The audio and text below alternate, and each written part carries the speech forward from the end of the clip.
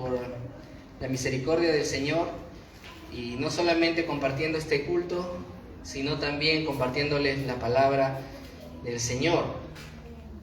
Bien,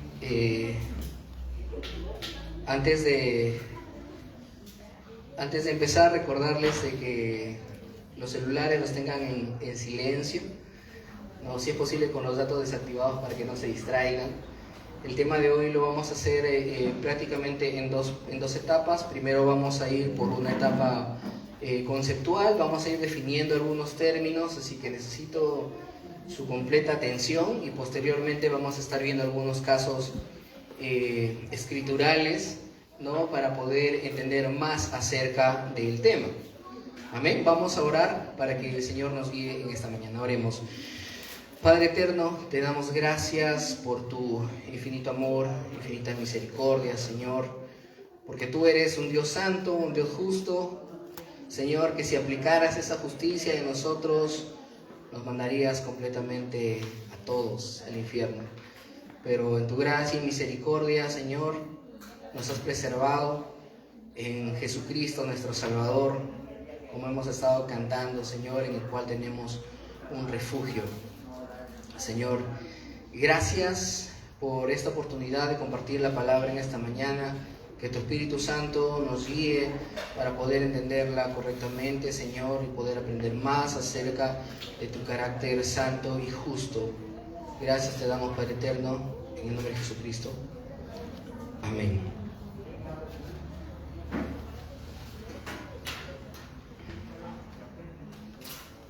Bien, vamos a iniciar leyendo el Salmo capítulo 50, versículo 21.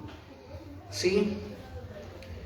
Ahí el hermano Hanna va a estar proyectando algunos versículos, pero de repente no vamos a coincidir con todos en lo que yo lea, ¿no? Porque aquí he trabajado con varias versiones, algunas están en la Biblia de las Américas, otras están en Reina y Valera, ¿no? Pero el contenido es el mismo, así que alguna inclusive está en NBI también.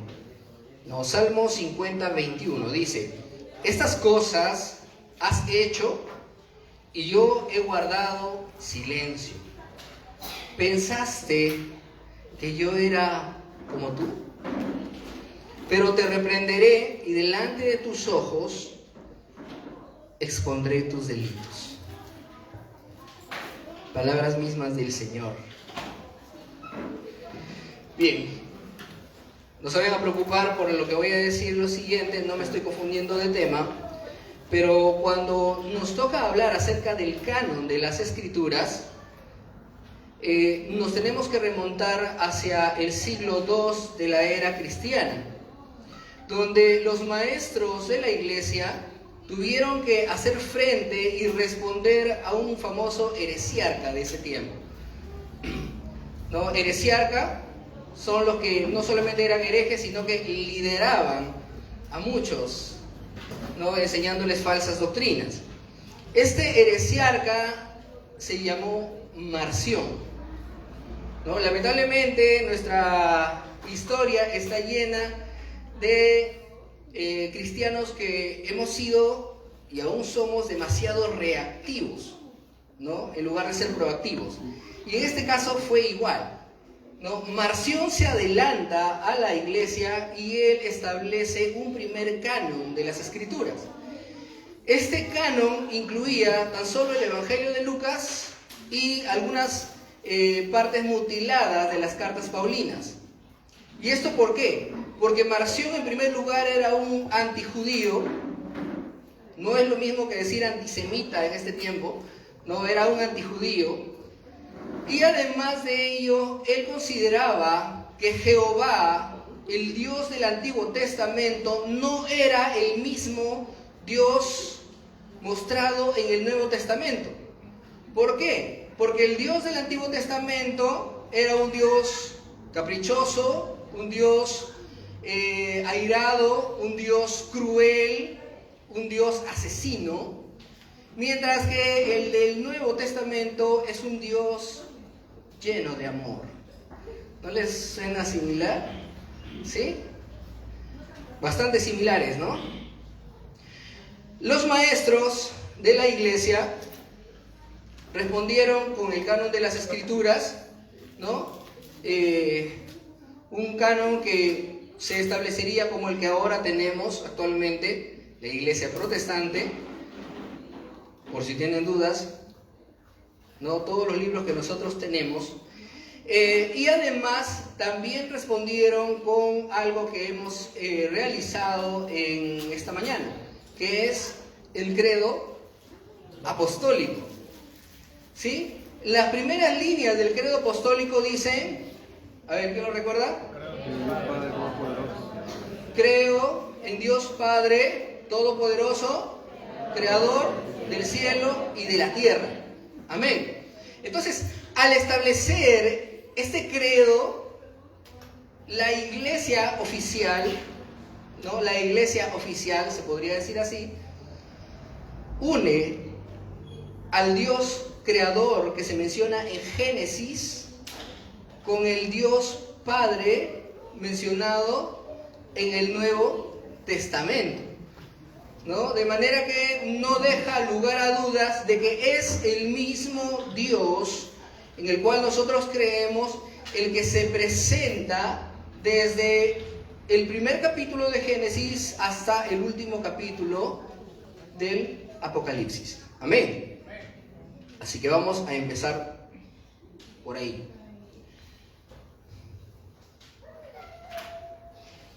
Y ahora, inicio de esta manera porque estamos precisamente viviendo una era que se inicia el siglo pasado, se podría decir, con la teología liberal, ¿no? Que empieza a crecer en este presente siglo, en estas últimas décadas, y a meterse bastante en la iglesia, de manera de que los cristianos pueden hablar con mucha facilidad acerca del amor de Dios, pero les cuesta hablar de la justicia de Dios y mucho menos de la ira de Dios, ¿no? Sí es verdad de que un siglo antes habían predicaciones exageradas donde el centro quizás se extendía al infierno y al castigo eterno,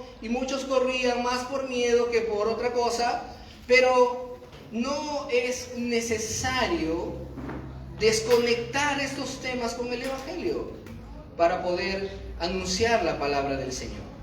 ¿Por qué? Porque el Evangelio, las buenas nuevas, son solamente buenas nuevas cuando has entendido la condición real de pecador que tenemos como seres humanos. Y no vas a entender nuestra condición como pecadores si no entiendes la justicia de Dios. La semana pasada el hermano Bruno estuvo hablando de la santidad de Dios. Amén. Y la santidad de Dios y la justicia de Dios están íntimamente relacionados, ¿no? Estaba escuchando el sermón y rogaba, oye Bruno, ya ahí nomás llega, porque ya estás hablando de mi tema de la próxima semana. Porque no se puede hablar de la santidad sin hablar de la justicia, y no se puede hablar de la justicia sin hablar de la santidad de Dios. Amén.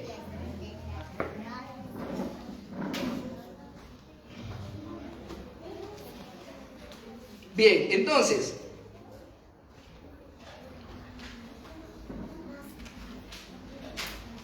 como leímos en Salmos 50:21, ¿no? Estas cosas has hecho y yo he guardado silencio.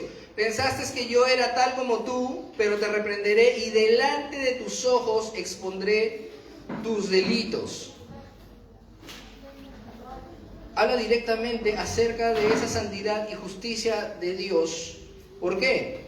Porque, como les repetía, esta generación que no es muy alejada a Marción y a sus seguidores en el siglo II,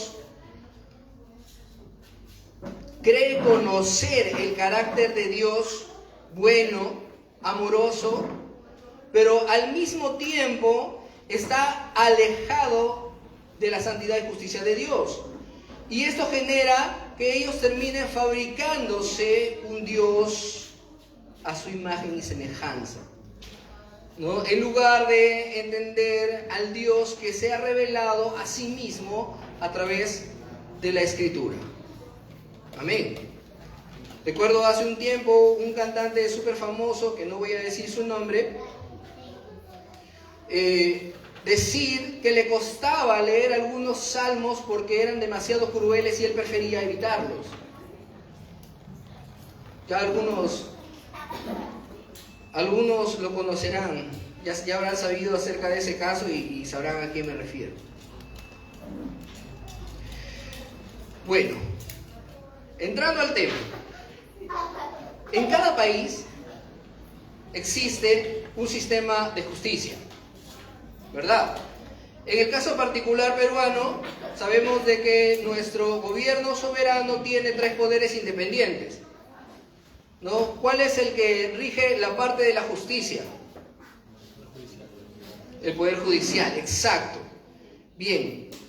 De manera que cuando nosotros hablamos de justicia en términos humanos, en términos terrenales, sabemos de que la justicia no es más que el estricto cumplimiento de las leyes que nos rigen, ¿verdad?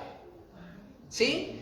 Y al fiel cumplimiento de estas leyes, nosotros, ya con un término moral, le decimos rectitud. ¿Sí? ¿Conocen ese término? ¿Lo han usado? ¿No? Hay un término parecido a rectitud, ¿no? Que le decimos mucho a las personas. Decimos, esta persona es muy correcta. Exacto. Es muy correcta.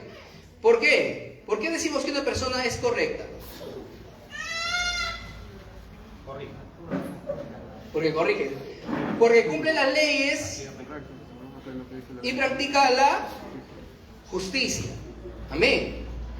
Ahora, cuando hablamos acerca de la justicia de Dios, es algo similar pero no igual. ¿Por qué?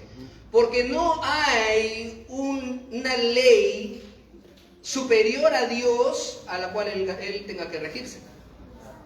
Porque si no estaríamos diciendo de que el Dios en el que creemos no es realmente el Dios, ¿no?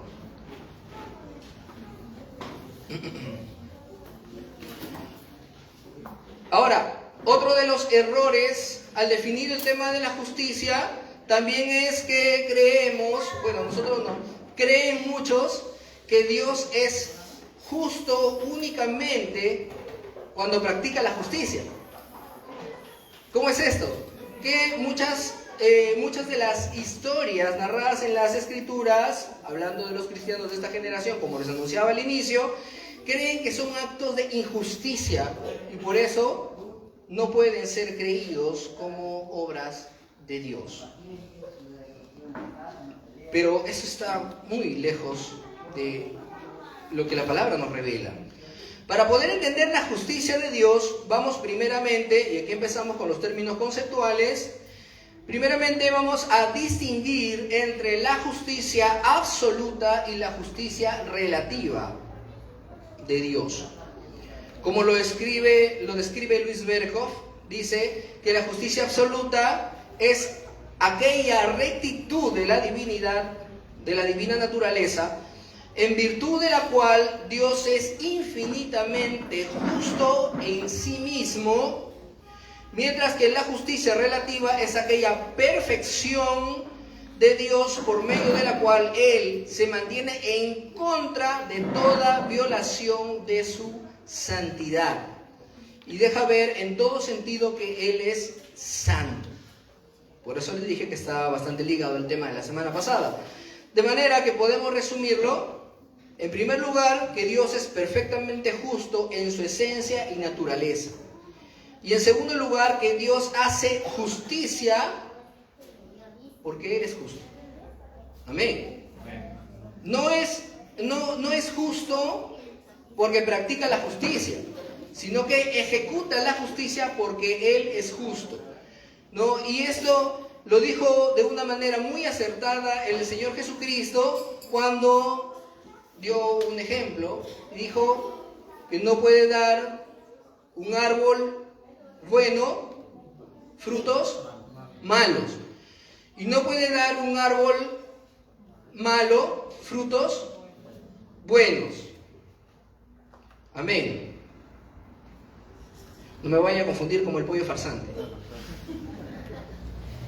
De manera que la naturaleza precede a los frutos o a los efectos de esta misma, ¿verdad?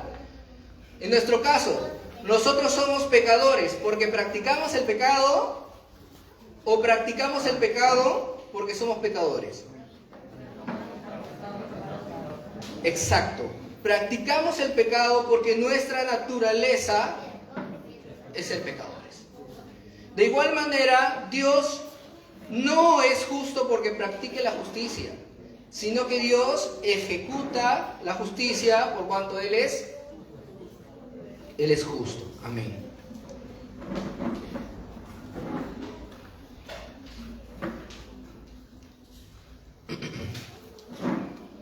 Bien, es importante además marcar una diferencia entre dos ámbitos que vamos a utilizar más adelante, el cual es la justicia y el otro es la no justicia.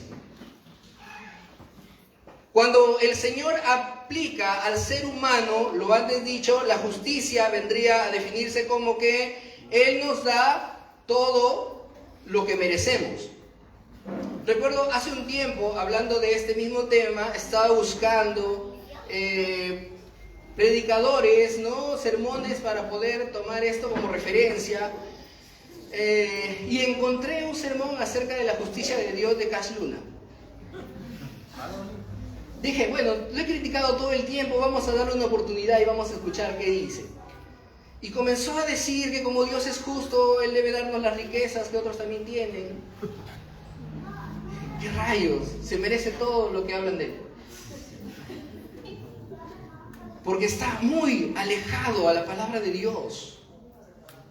Eso no es la justicia de Dios. Si nos diera todo lo que merecemos, todos estaríamos en el infierno. Porque somos pecadores y estamos constantemente transgrediendo la ley del Señor. Así que, hermano, no le pidas justicia a Dios. Pide misericordia. Romanos 2:6, el cual pagará a cada uno conforme a sus obras. Dentro de la no justicia se encuentra la gracia y misericordia de Dios, y también está la injusticia.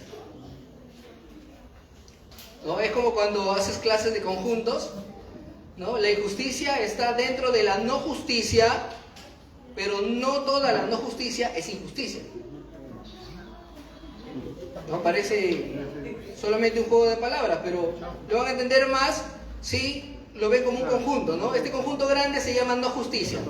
Y dentro de la no justicia hay un conjunto pequeño que se llama injusticia y hay otro conjunto que se llama gracia y misericordia. Amén.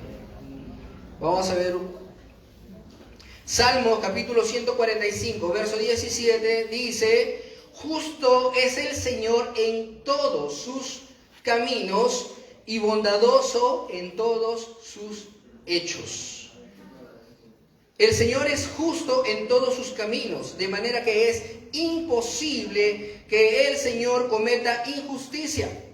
Eso es pecaminoso y perverso y simplemente no es parte de la naturaleza de Dios.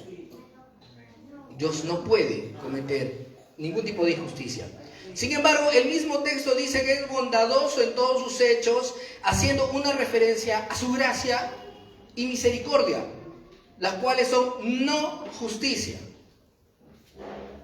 Amén. La misericordia de Dios no está dentro de la justicia. Bien, si han estado atentos hasta ahí, ahora vamos a ver las aplicaciones. No vamos a poder ver la extensión completa de las Escrituras porque toda nuestra vida vamos a pasar estudiándola y no vamos a acabar. Pero vamos a ver algunos. Primero, el caso más conocido por todos: Adán y Eva. Adán y Eva. Génesis capítulo 2, versos 15 al 17. Dios el Señor tomó al hombre y lo puso en el jardín del Edén para que lo cultivara y lo cuidara, y le dio este mandato: puedes comer de todos los árboles del jardín, pero del árbol del conocimiento del bien y del mal no deberás comer. El día que de él comas, ciertamente morirás. Exacto. Entonces, puede a nuestros ojos de la generación de cristal decir que es muy perverso que Dios, que es tan bondadoso y lleno de amor, en primer lugar expulse a Adán y Eva del paraíso solamente por comer un fruto, y en segundo lugar que ese pecado nos arrastre a todos nosotros. Eso es injusto, dice. Pero no es así, porque el Señor le había dado tan solo una ley, lo que en otro momento hablaremos, que se llama el pacto de obras. Tan solo una ley, un mandamiento le dio a Adán: no comas de este fruto. Y una advertencia diciéndole que en el momento que él coma va a morir. Y ese significado de vas a morir no se refiere únicamente a la muerte espiritual que sucedió, sino a la muerte física. De manera de que Dios en ese momento que comienza a llamarle y le dice: Adán, ¿dónde estás?, ni siquiera tendría por qué llamarlo, porque el Señor sabe todo y sabía lo que había hecho Adán, y tan solo debió ejecutarlo. Y se acababa toda la humanidad en ese momento. Eso sería un acto de justicia real. Pero el Señor más bien decidió adelantarse y aplicar la no justicia llamada misericordia.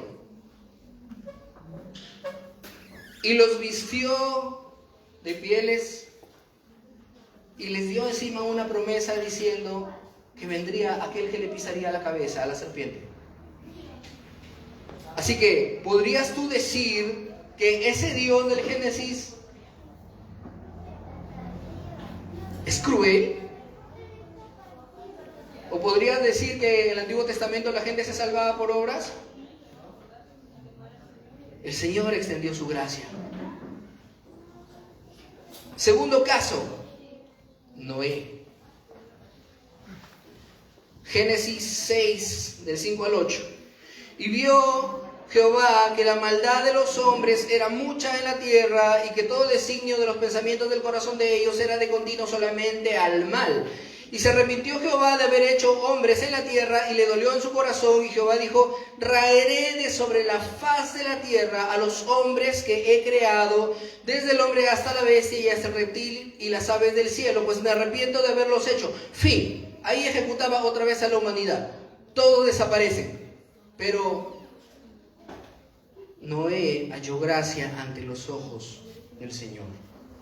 No dice que Noé era una persona llena de gracia y de bondad, y por eso el Señor dijo: sería demasiado injusto matar a Noé junto a todos los demás. Sino que el Señor decidió extender su gracia hacia Noé y volver a tener una nueva generación de personas, ¿no? Una recreación de todas las cosas, ¿no? Con los descendientes de este personaje llamado Noé. Entonces, en este segundo caso vemos, en primer lugar, la ejecución de la justicia de Dios, matando a todos los demás, ¿no? Porque esto es muy tomado por los ateos, que a pesar de no creer en Dios, dicen que Dios es demasiado cruel al haber ejecutado a todas esas personas, ¿no? Nosotros si un ateo te pregunta eso, tú pregúntale: ¿qué Dios? Así. Si dice que no cree en Dios, entonces no puede objetarle maldad. Nosotros sabemos más bien que fue un acto de justicia, ¿no? La ira de Dios no es un atributo de Dios, por si acaso. La ira de Dios es la ejecución de la justicia de Dios. Amén. Hace unos días cuando el pastor me hizo recordar de que me tocaba el sermón, yo le dije, ahí leo la ira de Dios. Tercer caso, Sodoma y Gomorra. Génesis capítulo 18, 20 al 25. Sí, es verdad que la ejecución está en el 19, pero vamos a leer antes. Entonces el Señor le dijo a Abraham, por cuanto el clamor contra Sodoma y Gomorra se aumenta más y más, y el pecado de ellos se ha agravado en extremo, descenderé ahora y veré si han consumado su obra, según el clamor que ha venido hasta mí, y si no, lo sabré. Y se apartaron de allí los dos varones que luego vieron a Lot, los ángeles, y fueron hacia Sodoma, pero Abraham estaba aún delante del Señor, y se acercó a Abraham y le dijo, ¿destruirás también al justo con el impío? Quizá haya 50 justos dentro de la ciudad, destruirás también y no perdonarás al lugar por amor a los 50 justos que estén dentro de él.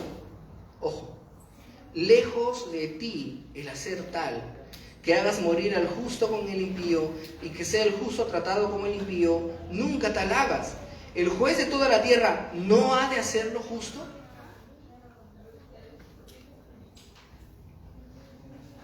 El juez de toda la tierra no ha de hacer lo justo. Abraham no sabía. Abraham no sabía. Y ustedes ya saben cómo sigue la conversación. Bueno, si es que hay 50. Señor, pero si es que hay 40. Ya, si es que hay 40. Si es que hay 30. En verdad, eso demuestra también la paciencia del Señor, porque nosotros en la segunda objeción nada más habríamos ejecutado a Abraham. Pero el Señor le tuvo paciencia hasta los 10. Y ni siquiera habían 10. De hecho, ni siquiera habían 2. Porque las hijas de Lot se salvaron por la misericordia de Lot. Hacia Lot. ¿No? Se salvaron 3, pero el único justo era él. Los que han leído saben por qué. Cuarto caso, Nadab y Abiú. Una de las demostraciones más radicales de la ira de Dios. Nadab, Levítico capítulo 10 versos del 1 al 3. Nadab y Abiú, hijos de Aarón, tomaron cada uno su incensario y pusieron en ellos fuego, sobre el cual pusieron incienso, y ofrecieron delante de Jehová fuego extraño que él nunca les mandó. Y salió fuego delante de Jehová y los quemó. Y murieron delante de Jehová. Entonces dijo Moisés a Aarón, esto es lo que habló Jehová, diciendo, en los que a mí se acerquen me santificaré, y en presencia de todo el pueblo seré glorificado. Y Aarón cayó. Aarón cayó, me imagino que antes estaba reclamando.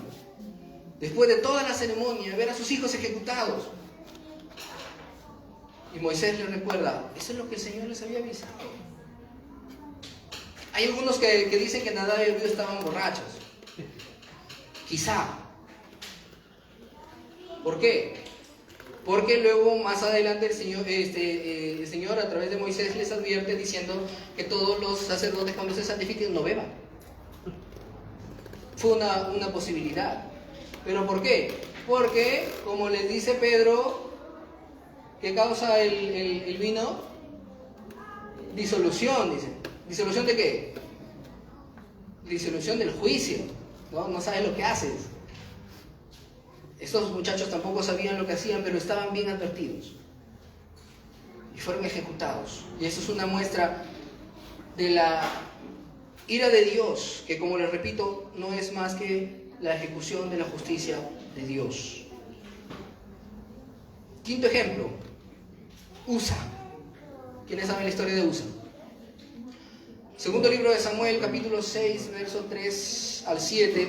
Pusieron el arca de Dios sobre un carro nuevo y la llevaron de la casa de Abinadab, que estaba en el collado. Y Usa y Agío, hijos de Abinadab, guiaban al carro nuevo, y cuando lo llevaban de la casa de Abinadab, que estaba en el collado, con el arca de Dios, Agío iba delante del arca, y David y toda la casa de Israel danzaban delante de Jehová con toda clase de instrumentos de madera, con arpas, salterios, panderos, flautas y címbalos. Cuando llegaron a la era de Nacón, Usa extendió su mano al arca de Dios y lo sostuvo, porque los bueyes tropezaban, y el furor de Jehová se encendió contra Usa y lo hirió allí Dios por aquella por aquella temeridad y cayó allí muerto junto al arca de Dios. Usa no era cualquier persona, era un coatita, descendiente, valga la redundancia, de Coat, hijo de Leví. Y había sido entrenado toda su vida para la labor del sacerdocio y sabía que si algo estaba prohibido para ellos era tocar el arca del pacto. Y a pesar de que David era la persona, el varón conforme al corazón de Dios, cometió una terrible negligencia. Porque el Señor les había dado instrucciones de cómo transportar el arca. El arca tenía unos aros en las esquinas, ¿no? Y tenía que ponerle una vara a través de esos aros para que sea llevado sobre los hombros de los levitas escogidos para este servicio. ¿Y qué es lo que hizo David? Lo puso en una carreta. Y Usa hizo lo imperdonable. Tocó el arca y fue fulminado.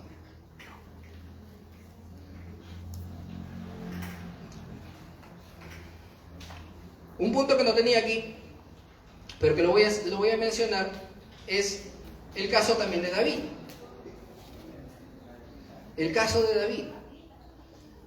David, en lugar de irse a la guerra, se queda en el palacio y desde arriba ve a una mujer, la codicia, la viola prácticamente.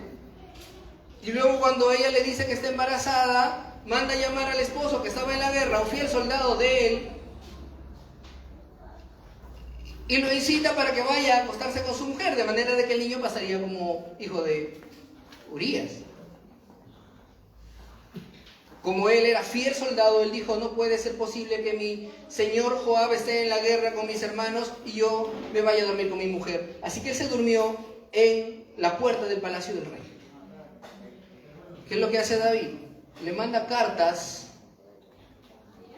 en las manos de Urías que se dirija hasta Joab, y en esas cartas decían, en otras palabras: asegúrate que muera. Él murió. Como era viuda, ahora David la toma como su esposa, ¿no? Y viene el profeta Natán y le da una parábola, ¿no? Diciéndole: había un hombre que tenía tan solo una ovejita, y vino el otro hombre que tenía muchas, y tomó esta ovejita, y David, enfurecido, dice que pague este hombre por haber hecho esta maldad. Y el profeta Natán, ¿qué le dice? Este hombre eres tú. Y cuando David está allí arrepentido, Natán le dice: ese pecado ya el Señor lo perdonó. El Señor, por anticipado, había mandado el mensaje a Natán diciéndole que, además de todo, ya lo había perdonado. El Señor le extendió su gracia y misericordia, lo cual no hizo con Saúl. Como ustedes saben, Saúl fue completamente desechado. 6. Bueno, con el de David serían 7. Ananías y Zafira, Hechos capítulo 5, versos del 1 al 10. Como la lectura es más extensa, no la daré. Bernabé, uno de los primeros misioneros junto a Pablo, vende su heredad, ¿no? Y la presenta delante de los discípulos, porque él se iba a ir a viaje misionero. Y entonces Ananías y Zafira, que tenían también su heredad, ¿no? Queriendo llevarse la gloria también, el reconocimiento, venden la heredad que ellos tenían, pero solamente dan una parte. Y cuando le dicen: esto es todo lo que al precio que le han vendido, sí, es todo, dice. O sea, si era tuyo, ¿no? ¿Por qué simplemente no dices: bueno, es una ofrenda nada más? No, eso me lo he quedado, es mío. Y es lo que le dice Pedro: la heredad era tuya, y una vez vendida seguía siendo tuyo el dinero. Pero ¿por qué quieres mentirle al Espíritu Santo? Y cae ejecutado. Y cuando viene su esposa, le vuelven a hacer las mismas preguntas, vuelve a decir la misma mentira y también cae ejecutada. Para los que tengan dudas de que el Dios del Nuevo Testamento es el mismo que del Antiguo Testamento.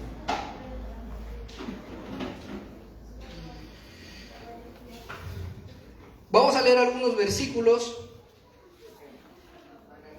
que me queda solo un minuto. Salmos capítulo 119, verso 137 dice: justo eres tú, Señor, y rectos tus juicios. Jeremías capítulo 12, verso 1 dice: justo eres tú, oh Señor, cuando a ti presento mi causa, en verdad, asuntos de justicia voy a discutir contigo.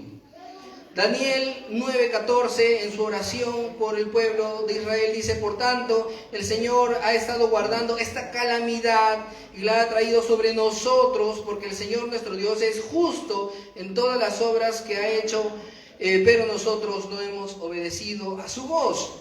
Juan capítulo 17, verso 25 dice: oh Padre justo, palabra de Jesús, aunque el mundo no te ha conocido, yo te he conocido, y estos han conocido que tú me enviaste. Segunda carta a Timoteo 2:8 dice: en el futuro me está reservada la corona de justicia que el Señor, el juez justo, me entregará en aquel día, y no solo a mí, sino también a todos los que amen su venida. Primera carta de Juan capítulo 2, verso 29 dice: si sabéis que Él es justo, sabéis que todo el que hace justicia es nacido de Él. Y haciendo una pausa en este punto, las clases que está llevando el hermano Bruno han empezado con el tema de el nuevo nacimiento, amén. Un acto soberano de Dios por medio de la obra de redención del Espíritu Santo después del sacrificio vicario que hizo Cristo en la cruz, amén. Tú eres pecador por naturaleza, así que si haces justicia, como dice este versículo, todo el que hace justicia es nacido de Él, amén. Primera carta de Juan capítulo 3, verso 7: hijos míos, que nadie os engañe, el que practica la justicia es justo, así como Él, Dios, es justo. Apocalipsis 16:5 dice: y oí al ángel de las aguas que decía: justo eres tú, el que eres y el que eras, oh santo, porque has juzgado estas cosas. Isaías capítulo 33, verso 22: porque el Señor es nuestro juez, el Señor es nuestro legislador, el Señor es nuestro rey, Él nos salvará. Santiago capítulo 4, verso 12, parte A: solo hay un dador de la ley y juez que es poderoso para salvar y para destruir. Ojo con eso: para salvar y para destruir. Deuteronomio capítulo 4, verso 8 dice: oh, qué nación grande hay que tenga estatutos y decretos tan justos como toda esta ley que hoy pongo delante de vosotros. Porque habla de la ley. Romanos capítulo 7, verso 12: así que la ley es santa, el mandamiento es santo, justo y bueno. La ley, en resumen, mostraba el carácter santo y justo de Dios. Amén. Conclusiones. En primer lugar, Dios es completamente santo y nunca faltará a esa santidad, por lo cual es recto. 2. La justicia es parte de la esencia de Dios, por lo cual siempre es justo. El día en que tú dudes de si Dios está siendo justo contigo, arrepiéntete.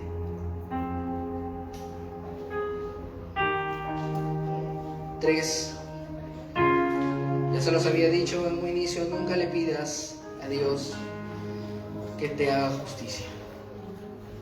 Más bien, siempre ruega por misericordia.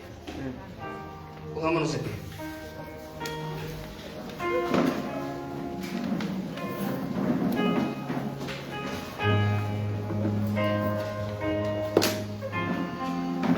Oh Dios santo, lleno de misericordia,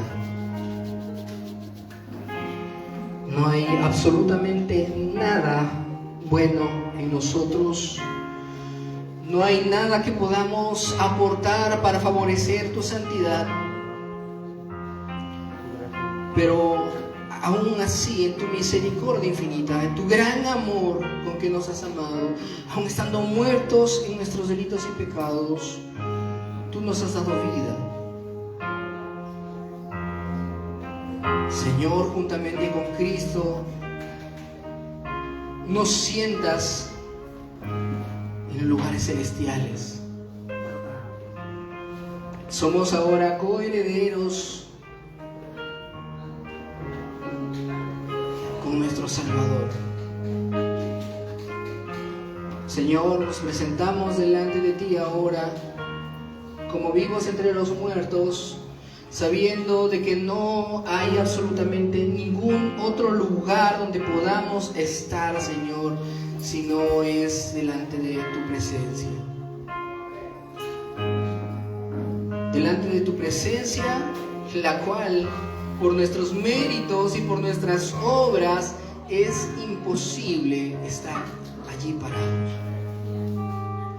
Isaías, cuando vio tu gloria, y a los serafines diciendo: Santo, Santo, Santo es el Señor, toda la tierra está llena de su gloria, solamente atinó a decir: ay de mí que soy un muerto, porque siendo un hombre inmundo de labios, viviendo en un pueblo inmundo de labios, he visto a mi Rey. Ay de mí que soy deshecho. Pero tú, Señor, en tu amor y en tu misericordia, le dijiste: tu pecado ha sido limpiado, quitada tu culpa. Y luego encima lo comisionaste cuando dijiste: ¿quién irá por nosotros? Y Isaías pudo responder: heme aquí, Señor, envíame a mí.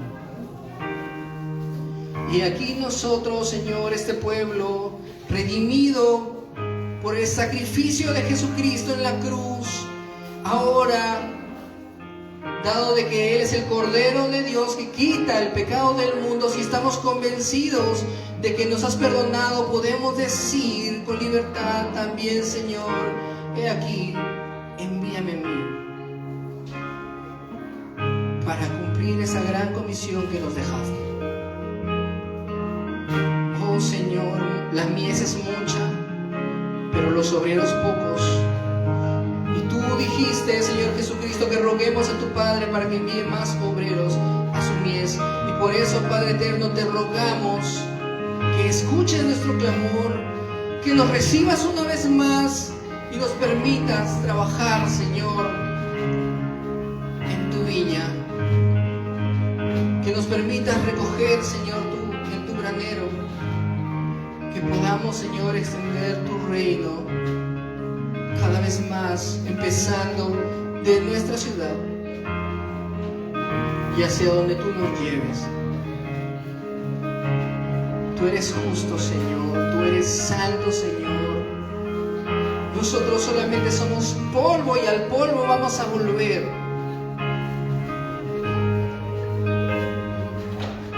Pero mientras estemos aquí en esta vida, nos vamos a rendir completamente a ti para extender tu obra, Señor. Levanta tus manos y ríndete al Señor también. Dile: me rindo ante ti, Señor. Solo en ti estoy seguro. Y solo a ti te quiero